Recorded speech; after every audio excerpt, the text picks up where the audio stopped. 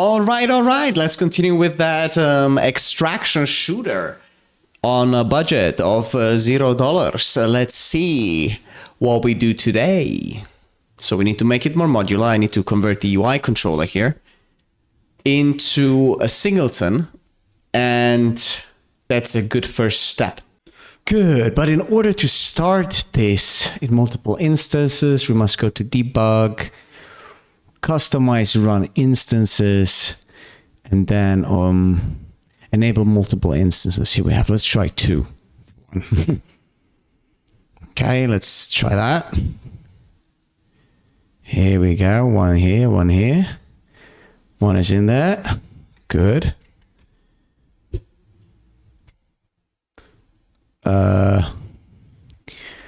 Okay, that doesn't work.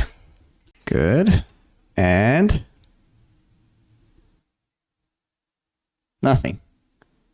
If I go start game, so this one works perfectly fine. And here I can join in, but I can't move anything here.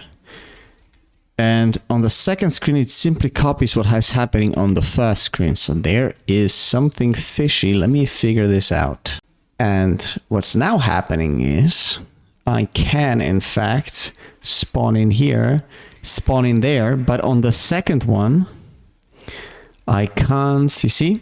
So we have 2 instances now, and the second instance finds the first one, which is great.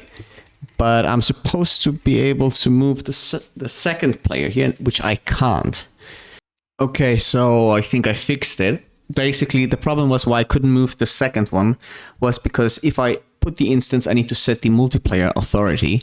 Plus, I needed to set the cam. So if I have here my 2 instances and I join in, this is my first, this is my host. I join in here. Fuck! Now, the weird thing here is the following. This is my server side. This works perfectly fine. But my client is very slow. I don't understand why, though. Okay, so weirdly enough, it appears to be working with all clients and servers. That's very good. I can just come here and visit the guys. That would be nice if that works. That would be really nice. Yeah, it works. See? Only one of us is shooting. Great. Fixed it. Okay, so I'm losing my fucking mind here because I needed to change this the next day, by the way. And I needed to change basically the entire rigid body projectile system because it doesn't work in multiplayer synchronization. Now let's look at that current game state, baby. And it looks kind of cool. I added like this thing where the hands and the weapon are bound to the camera. So now if we start it, something fun happens. Look at that. If we start a game, you see the weapon starts aiming towards where... Oh shit, I fell down. But I can respawn. The weapon starts looking to where the cursor, like the middle point thingy, looks at, which is kind of cool. And I can also shoot these like that. That's perfect. So now, after implementing a little particle emitter, we can shoot particles. Pew, pew, pew, pew, pew. And pew, pew, pew. And pew, pew, pew, pew, pew, pew, pew. I still need to configure it so I also shoot them on the other instance, but so far so good.